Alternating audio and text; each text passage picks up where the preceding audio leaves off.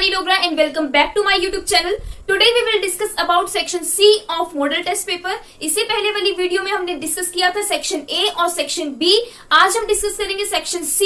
So start करते हैं first question से. So first question is using Euclid's algorithm to find the HCF of 4052 and 12573 यानी कि 76 sorry यानी कि आपको यूक्लिड्स एल्गोरिथम जो है वो यूज करना है और आपको HCF निकालना है 4052 का और 12576 का. राइट. सो स्टार्ट करते हैं क्वेश्चन को. आपको वैल्यूज जो दी है सबसे पहले आप वो लिख लोगे 12576 एंड 4052. आपको ये दो वैल्यूज दी हैं. इसका आपने जो है वो HCF फाइंड आउट करना है. तो सबसे पहले आपको ये पता होना चाहिए कि यूक्लिड्स एल्गोरिथम होता क्या है. सो यूक्लिड्स एल्गोरिथम जो होता है वो होता है A is equals to B Q plus R. A की value B Q plus R की इक्वल होती है, वेयर आर की जो वैल्यू होती है वो 0 से बड़ी होती है या 0 के इक्वल भी हो सकती है and always less than B, यानी कि बी से जो आर की वैल्यू होती है वो क्या होती है, कम होती है. राइट. सो अब स्टार्ट करते हैं कि हम क्वेश्चन कैसे करेंगे. Since 12576 is greater than 4052, right? So we apply division lemma. ये वैल्यू इससे बड़ी है तो हम डिवीजन लेमा अप्लाई कर देंगे. सो डिवीजन लेमा कैसे अप्लाई करते हैं, इसको हम क्या करेंगे, डिवाइड करेंगे. सो डिवीजन करके क्या आएगा हमारे पास, हमने डिवाइड करना है 12576 को 4052 से डिवाइड करना है. सो मैं क्या करूंगी, इसको 3 के साथ मल्टीप्लाई करके देख लेती हूँ आंसर क्या आएगा. 4052 को मैंने मल्टीप्लाई किया 3 के साथ. 3 2 6, 5 3 15, 1 कैरी 0 और 1, 4 3 12. अब देखो 12156 आया. इट मीन्स इससे अगली जो वैल्यू होगी वो इससे बड़ी हो जाएगी. तो मैं यहां पे ये लिख दूंगी 12156. राइट. और मेरे पास यहाँ पे आ गया 3. अब देखो यहाँ पे क्या आएगा मेरे पास 0 5 6 7 2 और 4. सो मेरे पास रिमाइंडर बच गया 420. राइट. अब देखो यहाँ पे ये जो है ये बड़ा है इसलिए मैं आगे इसको सॉल्व करूंगी नहीं. सो मेरे पास क्या आ जाएगा 12576 इज इक्वल्स टू, अब किसके इक्वल होता है, dividend is equals to divisor. Divisor क्या है आपके पास 4052 into question. What is question 3 plus remainder R. यहाँ पे रिमाइंडर है सो आपके पास रिमाइंडर रह गया 420. राइट. अब आप एक चीज ध्यान रखना, आपने हमेशा जो आपके पास रिमाइंडर रह जाएगा वो और जो ये होगा जो आपकी बी की वैल्यू होगी, जो आपका डिवाइजर होगा उसको आप ले लोगे. ठीक है. सो आप देखो since remainder is not equals to 0, remainder r is not equals to 0, मैं डायरेक्ट r लिख रही हूं, आप डायरेक्ट लिख सकते हो. Remainder is not equals to 0, therefore again we apply, हम फिर से अप्लाई करेंगे डिवीजन लेमा को. वी अप्लाई डिवीजन लेमा किसके ऊपर अप्लाई करेंगे, इन 452 एंड 420. राइट. मैं जो डिवीजन लेमा है वो अप्लाई करूंगी 4552. मैं जो है वो डिवीजन लेमा अप्लाई करूंगी 4052 में और 420 में. राइट. सो मेरे पास क्या आ जाएगा, मैं इसको इरेज कर दूंगी. सो मेरे पास क्या आ जाएगा 4052 एंड 420. अब मैं इसको किसके साथ मल्टीप्लाई करूंगी. अब देखो ये वाली टर्म बड़ी है ये छोटी है तो मैं डायरेक्ट 9 से मल्टीप्लाई करके देख लेती हूँ. 420 को मैं 9 से मल्टीप्लाई कर लेती हूँ. 0 9 2 18, 1 कैरी 9 4 36 प्लस 1 37. अब देखो ये वैल्यू क्या है, आप ये वैल्यू जो है वो इससे छोटी है. आप नेक्स्ट वैल्यू लूंगी वो तो बड़ी आएगी. सो क्या आ जाएगा मेरे पास 3780. नाउ आपके पास यहाँ पे क्या आ गया 2, यहाँ पे 15 बन गया, यहाँ पे 10 बनता तो बन जाएगा 9 एंड देन 3. राइट. अब देखो 15 माइनस 8 क्या हो जाएगा 7. 9 माइनस 7 इज 2. तो आपके पास आ गया 272. तो आप देखो आपके पास रिमाइंडर क्या आ गया 272, that is remainder is again not equals to 0। तो आप सबसे पहले इसको ऐसे लिख लोगे 4552 इज इक्वल्स टू 420 इंटू किससे मल्टीप्लाई किया था हमने, यहां पे 9 आया था, so 9 plus remainder is 272, right. Again r is not equals to 0, therefore again we apply, जब तक आपका रिमाइंडर नहीं आएगा आप डिवीजन लेमा अप्लाई करोगे। We apply division lemma on, अब कहां अप्लाई करेंगे 420 पर और 272 पर, 420 एंड 272, राइट। अब 420 और 272 पर मैं अप्लाई करूंगी, सो मैं यहां पे डिवाइड करती हूं, मेरे पास क्या आ जाएगा 420 272। अब देखो 420 और 272 मैं 2 से मल्टीप्लाई करूंगी तो यहाँ पे आंसर बड़ा आ जाएगा, सो 1 ही ले लूंगी मैं। 272 यहाँ पे क्या आ जाएगा 10, 1 11 हो जाएगा और यहाँ पे 3, right. 10 minus 2 is 8, this is 4, 11 minus 7 is 4 and this is 1।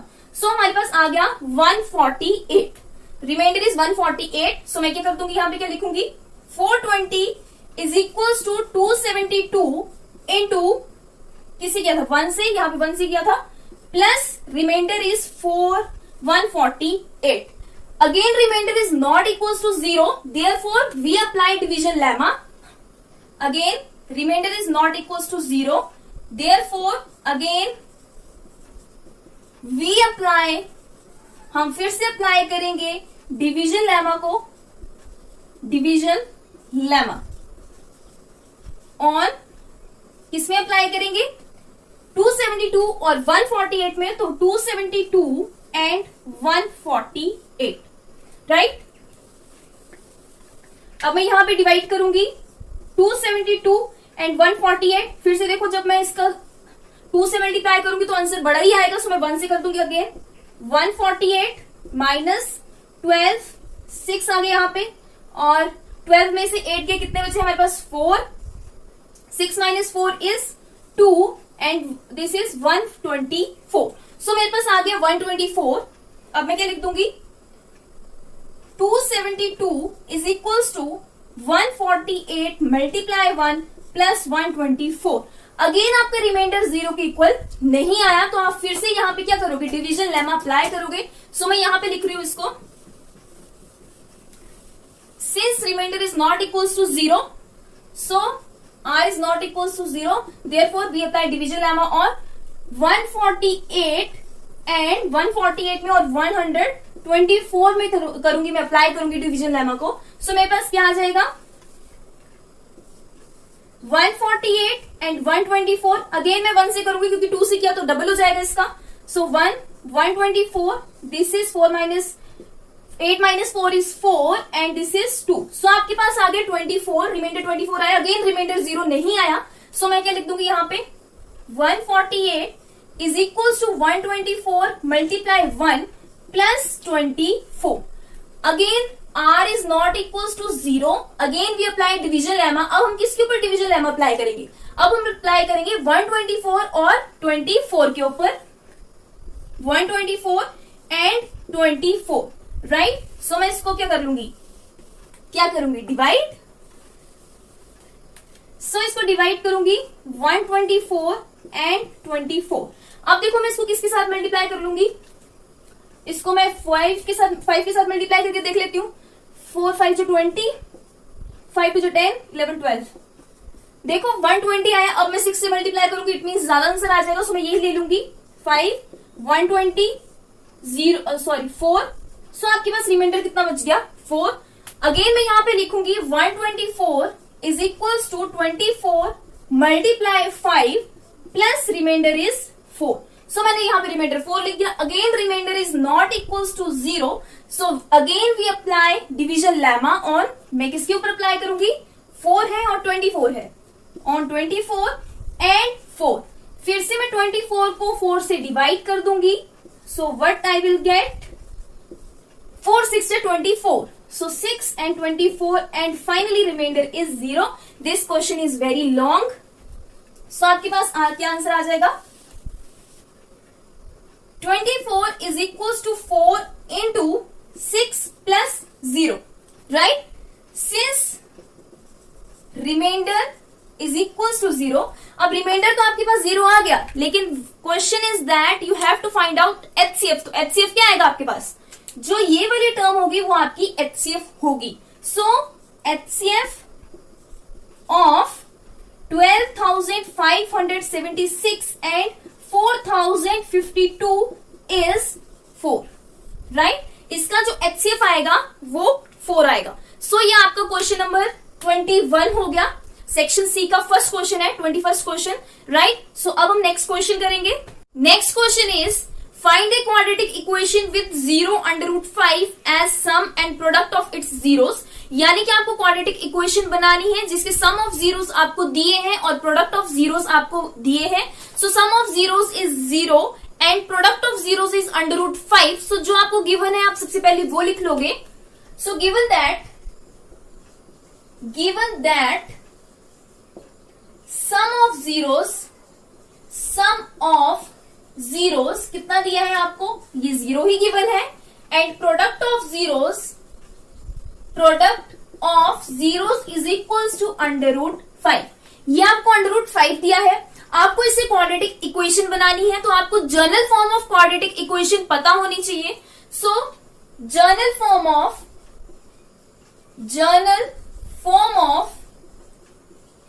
Quadratic equation is, जो आपकी जनरल फॉर्म है वो क्वाड्रेटिक इक्वेशन की वो क्या है? ax square plus bx plus c, right? अब आप a, b और c की वैल्यू निकालेंगे और यहां पे डाल देंगे, आपके पास क्वाड्रेटिक इक्वेशन बन जाएगी। सो सम ऑफ जीरोस का फॉर्मूला क्या होता है? Sum of zeros is equals to minus coefficient of x upon coefficient of x square, right? So coefficient of x क्या है मेरे पास? b। So minus b upon coefficient of x square क्या है? a। कोएफिशिएंट ऑफ x आ गया मेरे पास b and coefficient of x square is a। So मैंने वो लिख लिया। अब मैं यहाँ पे जो मुझे गिवन है सम ऑफ जीरोस वो मैं यहाँ पे लिख लूंगी, दैट इज 0, राइट? अब मुझे दूसरा क्या बताया? प्रोडक्ट ऑफ जीरोस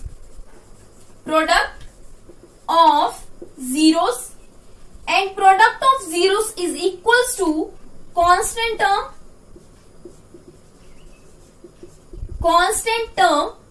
टर्म आपके पास c है एंड कोएफिशिएंट ऑफ x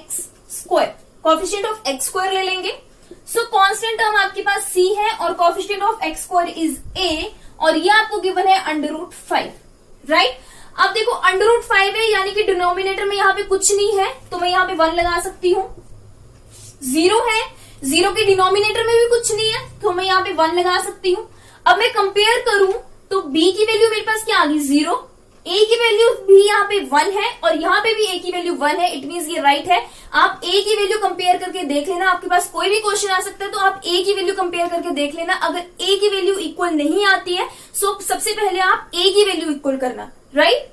सो यहाँ पे तो क्लियरली दिख रहा है that a is equals to 1, यहाँ पे भी 1 है, यहाँ पे भी 1 है, यानी कि a is equals to 1। Minus B is equals to 0, minus B 0 को इक्वल है सो b भी आपका 0 के इक्वल आ जाएगा, right? And c is equals to under root 5, c आपके पास अंडर रूट 5 आ गया। अब देखो मेरे पास quadratic general form quadratic equation की क्या है? That is ax square plus bx plus c। मैं ये जो वैल्यूज है वो यहाँ पे पुट कर दूंगी। सो मेरे पास क्या आ जाएगा? a की वैल्यू 1 है तो मेरे पास बन गई x स्क्वायर प्लस b मेरे पास 0 है तो 0x हो जाएगा, इसको मैं लिखूंगी नहीं। And c is under root 5, x square plus under root 5 तो आप लिख लेंगे। So quadratic equation forms x square plus under root 5। Next question is 23rd question. अब 23rd क्वेश्चन में 2 ऑप्शंस हैं आपको, उन दोनों क्वेश्चंस में से भी कोई एक क्वेश्चन करना है। हम दोनों क्वेश्चन सॉल्व करेंगे लेकिन पेपर में आपको कोई एक क्वेश्चन सॉल्व करना है। एक क्वेश्चन आपको आएगा जो आपका 3rd चैप्टर है उससे, and other question is from 4th chapter that is from quadratic equation. So आपको जो फर्स्ट पार्ट दिया है वो है the larger of two supplementary angles exceed the smaller by 180, find them.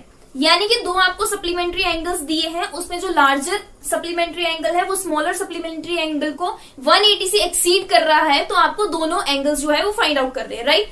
सो ये आपका क्वेश्चन है थर्ड चैप्टर का। थर्ड चैप्टर में आपको इस क्वेश्चन सेम ऐसा क्वेश्चन है आपकी एक्सरसाइज में, बट वहां पे यहाँ पे आपको दिया 180 और वहां पे आपको 180 की जगह दिया है 18 डिग्री, राइट। सो आपको टर्म कोई भी चेंज हो सकती है, ये मैं सोचना गलत क्वेश्चन हो गया, जैसा भी हो गया, जैसा आपने अपनी नोटबुक में किया है, जैसा आपने सॉल्व किया है, वैसा ही मेथड आपने यूज करना है, राइट। सो स्टार्ट करते हैं इस क्वेश्चन को। सो क्वेश्चन इज, आपको दिया है the larger of two supplementary angles. So आपको दो एंगल्स फाइंड आउट करने, स्मॉलर और लार्जर। तो सबसे पहले मैं दोनों एंगल्स को कुछ मान लूंगी।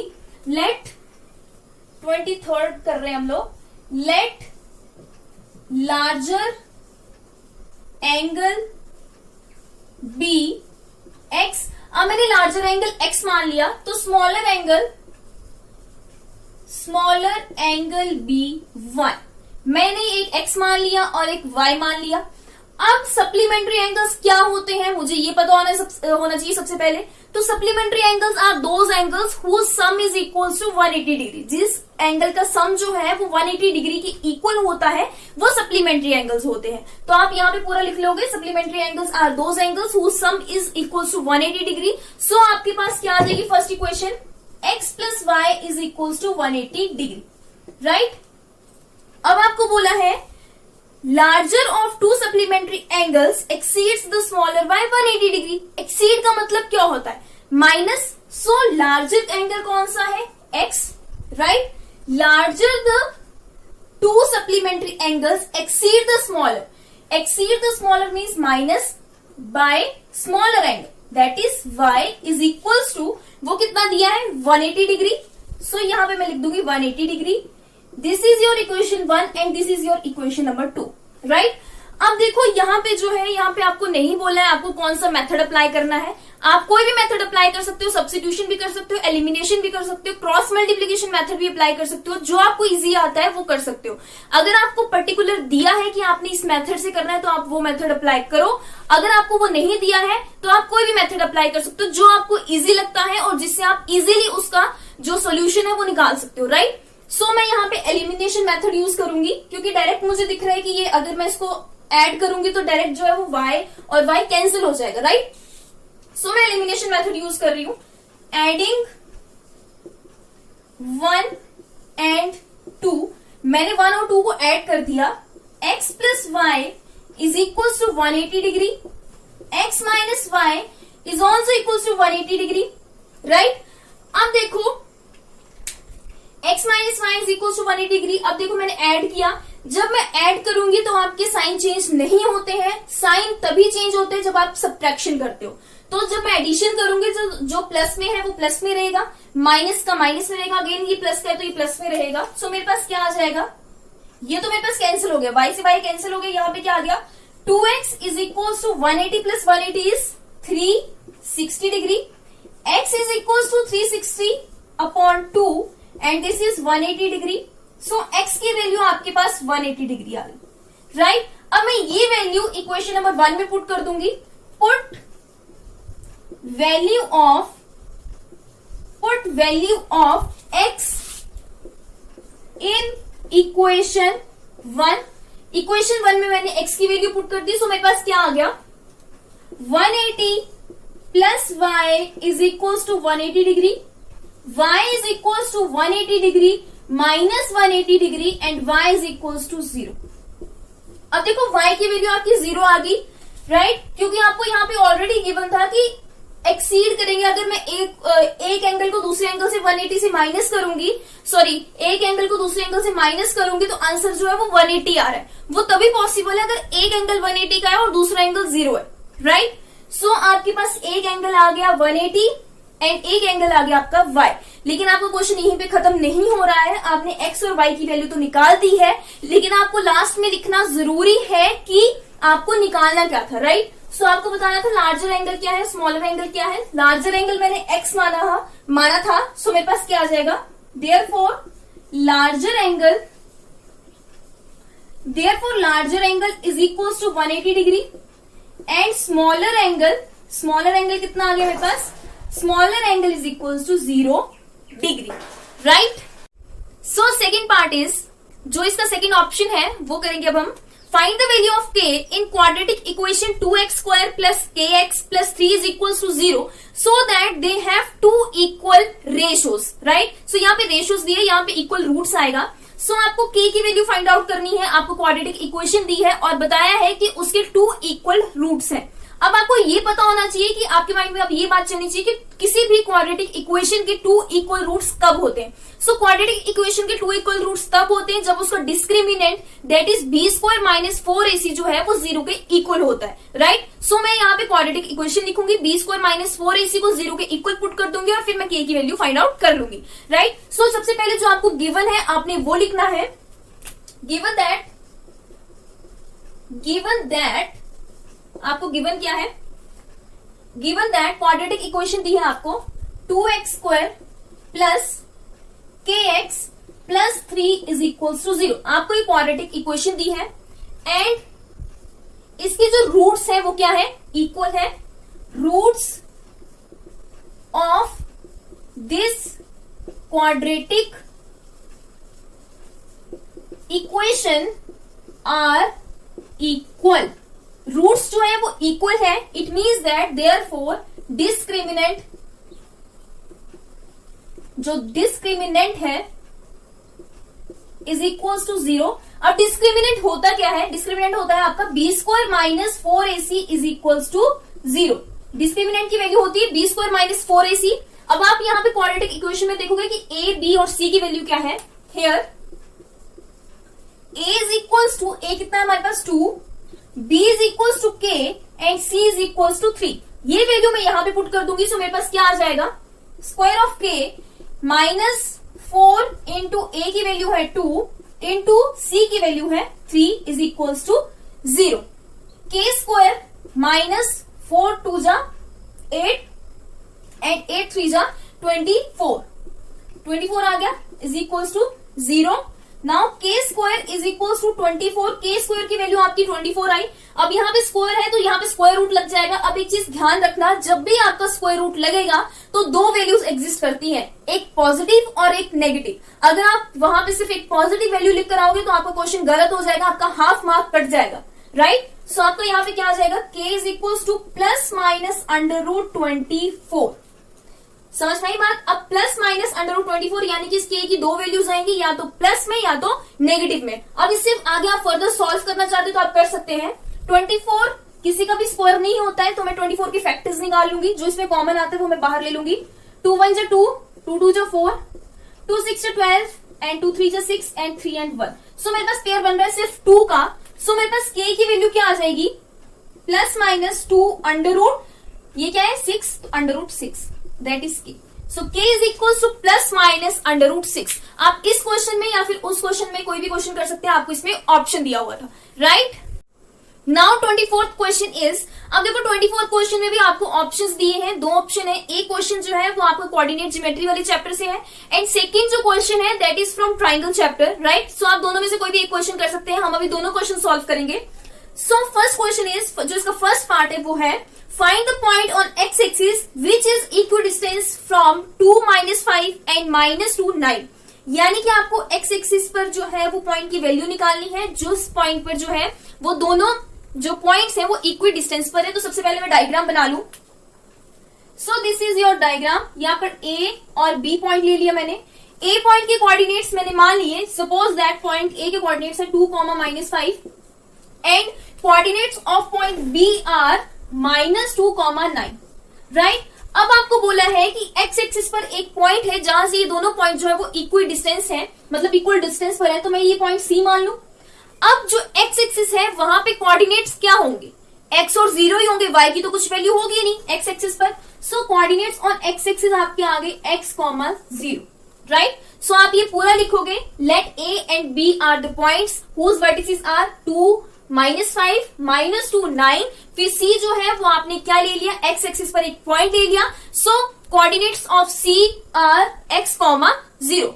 अब आपको दिया है from point c a b are equidistance means equal distance पर है, it means that AC is equals to CB, right. अब AC जो है वो CB के इक्वल है, इसका मतलब तो यही हुआ। आपको जो गिवन है आप सबसे पहले वो लिखना, मैं डायरेक्ट कर रही हूँ इस क्वेश्चन को, वरना आपको मार्क्स कम मिलेंगे, ठीक है। आपने सबसे पहले जो आपको गिवन होता है आपने वो लिखना है, उसके बाद फॉर्मूला लिखना है, उसके बाद आपने स्टार्ट करना है पूरी कहानी जो भी है। So AC is equals to CB, AC आपका CB के इक्वल आ गया। अब AC के लिए फॉर AC सबसे पहले आप इसका फॉर्मूला लिख लो, distance formula. So distance formula is x2 minus x1 का whole square plus y2 minus y1 का whole square is equal to, इस तरफ भी यही लिखूंगी और इस तरफ भी यही लिखूंगी मैं, x2 माइनस x1 का whole square plus y2 minus y1 का होल स्क्वायर। अब इससे नीचे आप लिखेंगे फॉर AC, AC के लिए मुझे x1 x2 और y1 y2 की वैल्यू लिखनी है, तो मैं वो लिख लूंगी फॉर AC वैल्यू, यहां पे लिख लेते हैं value of x1 is, x1 मेरे पास क्या आ गया 2 एंड y1 इज -5, सो मैंने यहां पे लिख लिया। नाउ x2 इज, x2 कितना है मेरे पास x and y2 is equals to 0, y2 की वैल्यू मेरे पास है 0 के इक्वल। अब मैं क्या करूंगी, CB का निकालूंगी। CB पर what is value of x1, x1 की वैल्यू है x, value of y1 is 0, value of x2 is -2 and value of y2 is 9, right. अब ये जो वैल्यू है, जो भी वैल्यूज है वो मैं यहां पे पुट कर दूंगी। अब मेरे पास क्या आ जाएगा, under root x2 minus x1। अब ये ध्यान रखना, आप AC की बात कर रहे हो तो AC के ही आपने x1 y1 और x2 y2 लेने हैं, और फिर जब आप CB की बात करोगे तो आप CB के लोगे, राइट।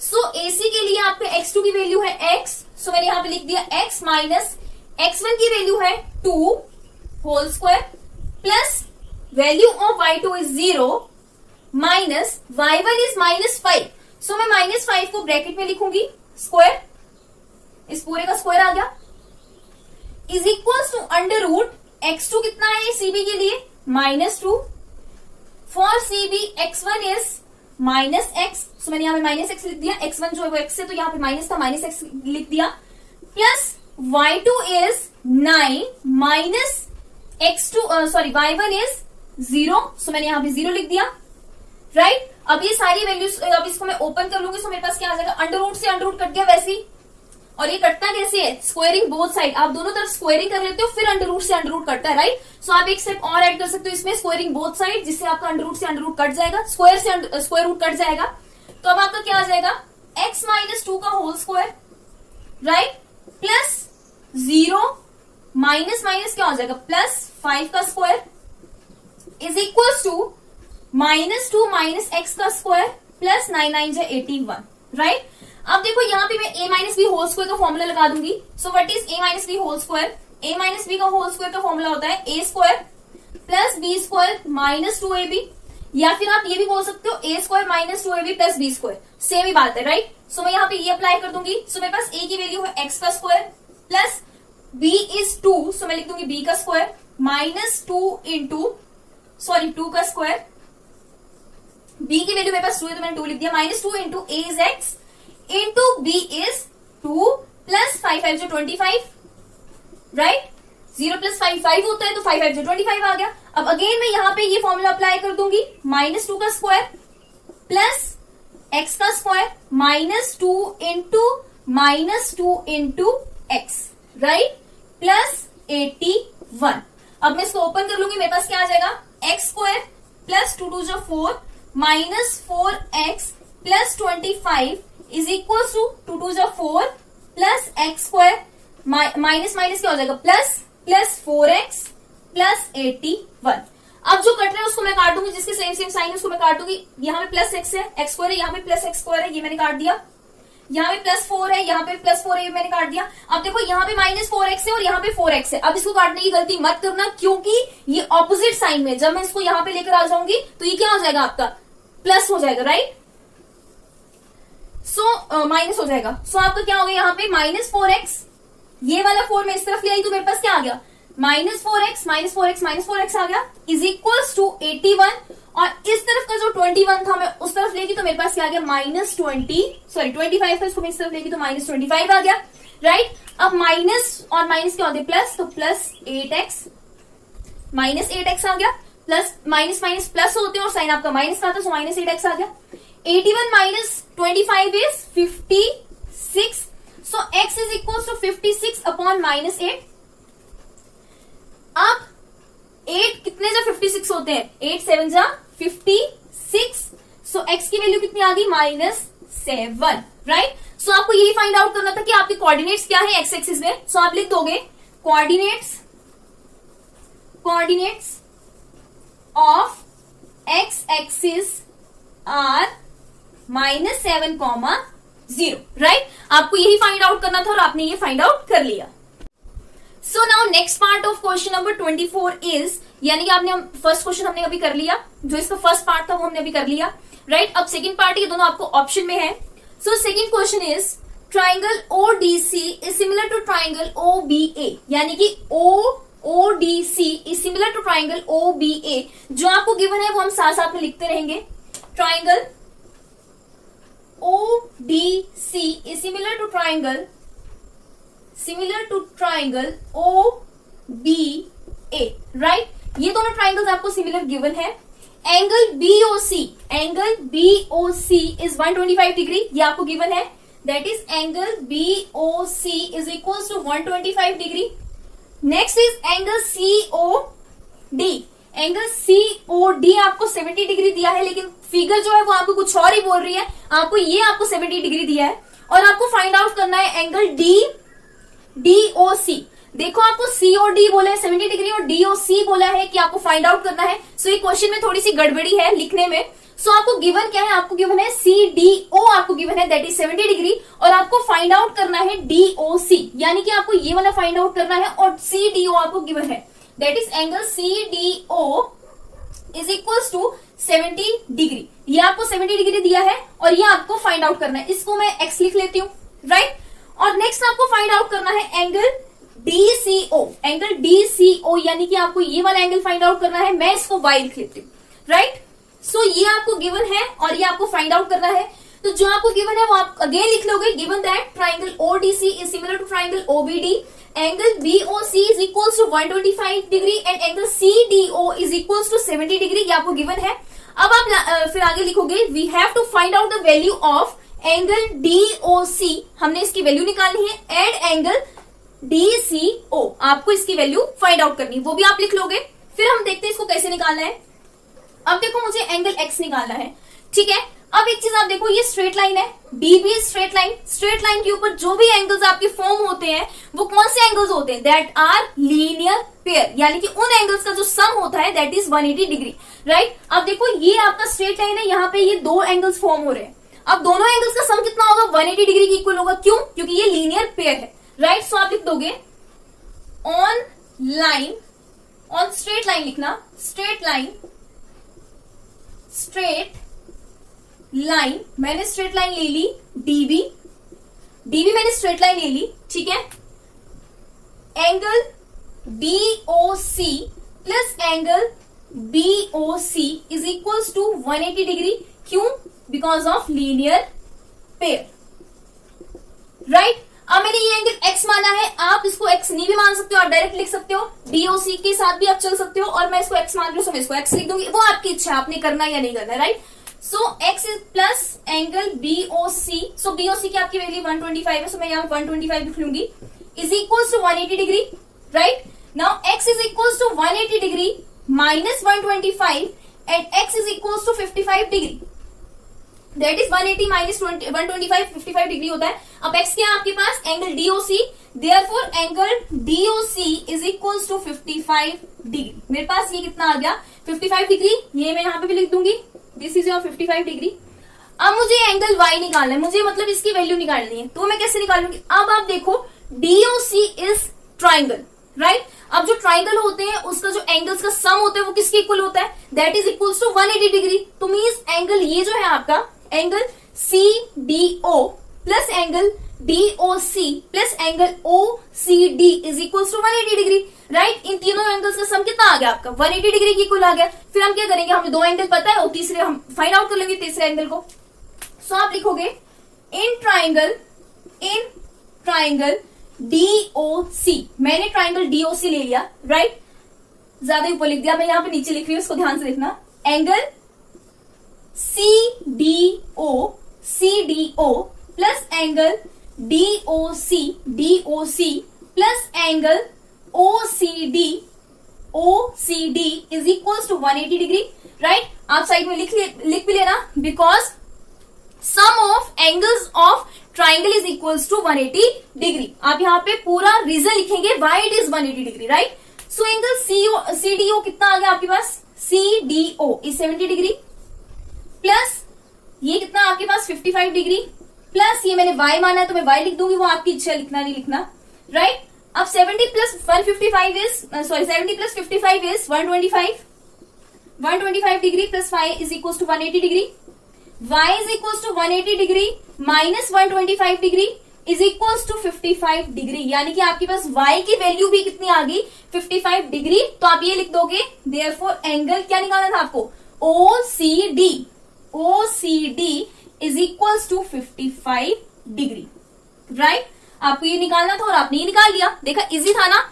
आपको बुक में जो इसमें एक और पार्ट निकालना है, आपको इसमें नहीं निकालना है, जो आपको बोला है आपको वही फाइंड आउट करना है, आपको एक्स्ट्रा कुछ भी फाइंड आउट नहीं करना है, राइट।